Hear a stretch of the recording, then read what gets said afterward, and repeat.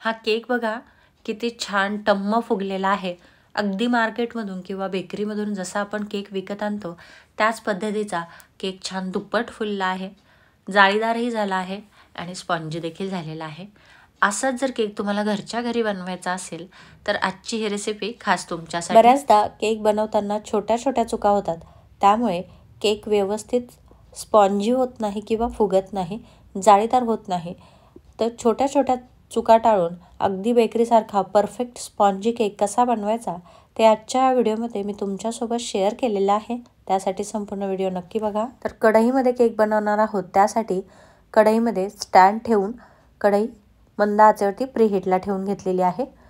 या ठिकाणी बॅटर करण्यासाठी 2 वाट्या किंवा 200 ग्रॅम इतका मैदा घेतलेला आहे. त्यामध्ये अर्धा टीस्पून सोडा घालून घ्यायचा आहे. खायचा सोडा या ठिकाणी मी वापरलेला आहे. त्यानंतर 1 टीस्पून बेकिंग पावडर घालून घ्यायची आहे. आता हे 2 वेळा मी चाळणीने व्यवस्थित चाळून घेतलेलं आहे. साईडला ठेवून घेऊयात. त्यानंतर एका बाउलमध्ये 100 ग्रॅम किंवा 1 वाटी एवढं तेल घालून घेतलेलं आहे. तेलाऐवजी बटरचा देखील तुम्ही वापर करू शकता किंवा तुपाचा देखील वापर या ठिकाणी करू शकता. सेम मेजरमेंटनुसार तूप किंवा बटर घ्यायचं आहे. आता यामध्ये मी कंडेन्स मिल्क घालून घेतलेलं आहे.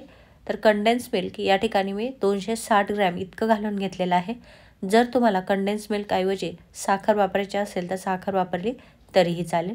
आता यामध्ये 1 टेबलस्पून व्हॅनिला इसेन्स घालून घेतलेला आहे. त्यानंतर 4 पोहे खायचे चमचे दही घालून घेतलेलं आहे. दही घातल्यामुळे केकला छान स्मूथ असं टेक्स्चर येतं. आता हे सगळं व्यवस्थित एकजीव करून घ्यायचं आणि मग यामध्ये दूध घालून घ्यायचं आहे. तर या ठिकाणी 200 ml इतकं दूध घेतलेलं आहे, परंतु कंडेन्स मिल्कचा वापर केलेला आहे, त्यामुळे मी थोडंसं दूध हे साईडला ठेवलेलं आहे. जर गरज पडली तर यामध्ये मी दूध घालून घेणार आहे.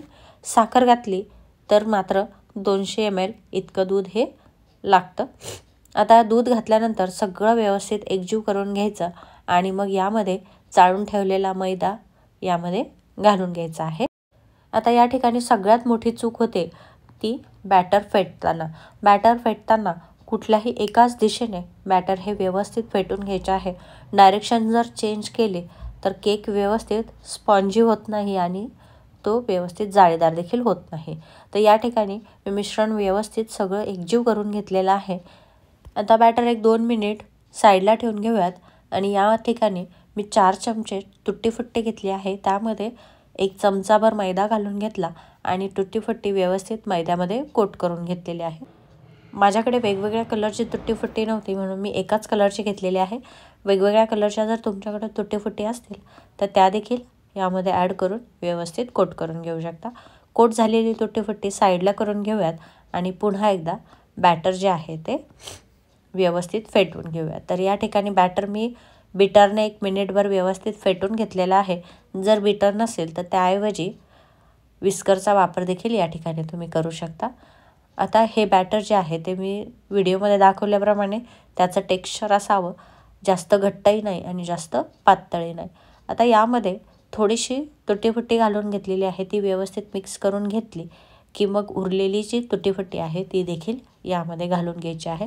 सगळं बॅटर व्यवस्थित मिक्स करून घेऊयात. तर बघा, बॅटर बनवताना मी सुरुवातीपासून शेवटपर्यंत एकच डायरेक्शन ठेवलेले आहे.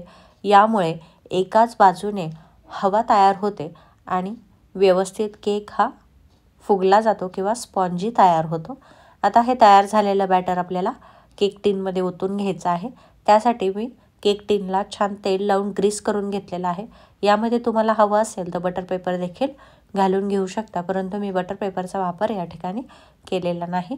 आता तयार झालेलं सगळं मिश्रण केक टिनमध्ये घालून घेतलं आणि मग यामध्ये तुमच्या आवडीनुसार ड्रायफ्रूट्स घालून घ्यायचे आहे. तर या ठिकाणी तुम्हाला केक बॅटरमध्ये देखील ड्रायफ्रूट्स घालायचे असतील तर ते देखील घालू शकता. आता या ठिकाणी मी जाडसर असे बदामाचे काप करून घेतलेले आहेत, ते सगळीकडे व्यवस्थित पसरवून घेणार आहे. यासोबतच काजू, पिस्ता देखील तुम्ही घालू शकता. जेवढा हेल्दी तुम्हाला केक करायचा असेल त्यानुसार वेगवेगळे ड्रायफ्रूट्स यामध्ये तुम्ही घालून घेऊ शकता. आता सगळे बदाम व्यवस्थित घालून झाले की मग यावरती मी डेकोरेशनसाठी थोडीशी तुट्टी फुट्टी घालून घेणार आहे. तर वरून घालणारी जी तुट्टी फुट्टी आहे तिला आपण कोट न करता डायरेक्ट घालून घेतलेली आहे. जर तुम्हाला हवं असेल तर यावरती चोको चिप्ससुद्धा ॲड करून घेऊ शकता. आता हे सगळं मिश्रण आपल्याला 2 ते 3 वेळा टॅप करून घ्यायचं आहे, जेणेकरून यामध्ये जर काही हवा असेल तर ती निघून जाईल आणि व्यवस्थित केक फुगला जाईल.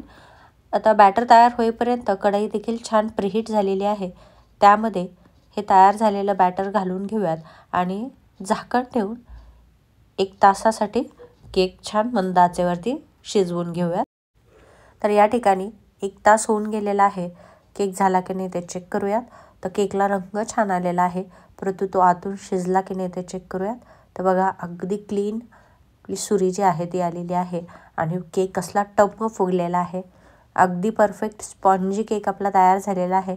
आता हा केक साधारणतः 1 ते 1.5 तासापेक्षा जास्त रूम टेम्परेचरला येईपर्यंत थंड करून घ्यायचा आहे आणि मग हा केक आपल्याला कट करून घ्यायचा आहे. तर या ठिकाणी केक छान थंड झालेला आहे. आता केक आपण कट करून घेणार आहोत. तुम्ही बघू शकता अगदी परफेक्ट असा केक तयार झालेला आहे. अगदी सहजपणे केक कापला जातोय. एकदम स्पॉन्जी असा केक तयार झालेला आहे. बघता क्षणी तोंडाला पाणी सुटेल असा हा केक आपला तयार झालेला आहे. तुम्ही बघू शकता. तर आता ही कापलेली स्लाइस मी तुम्हाला दाखवते. अगदी सॉफ्ट असा हा केक तयार झालेला आहे. तुम्ही बघू शकता अगदी जाळीदार आणि स्पॉन्जी हा केक तयार झालेला आहे. आपण हाताने प्रेस केलं तरीही तो पुन्हा त्याचा पूर्वस्वरूप घेतोय. इतका छान स्पॉन्जी हा केक तयार झालेला आहे. मुलांच्या चहाच्या वेळेसाठी किंवा टी स्नॅक्स म्हणून हा केक अतिशय उत्तम पर्याय आहे. तर असा हा अगदी सोप्या पद्धतीने झटपट तयार होणारा बेकरी स्टाईल फ्रूट केक तुम्ही देखील नक्की ट्राय करून बघा आणि तुमच्या मित्रमैत्रिणींसोबत शेअर करायला विसरू नका, जेणेकरून प्रत्येकजण बेकरी स्टाईल परफेक्ट केक घरच्या घरी बनवू शकेल. आजची आपली रेसिपी आवडली असेल तर लाईक करा, शेअर करा, कमेंट करा. चॅनलवरती नवीन असाल किंवा चॅनलला सबस्क्राईब केलेलं नसेल तर सबस्क्राईब करा. पुन्हा भेटूयात अशाच एका नवीन रेसिपीसोबत. धन्यवाद.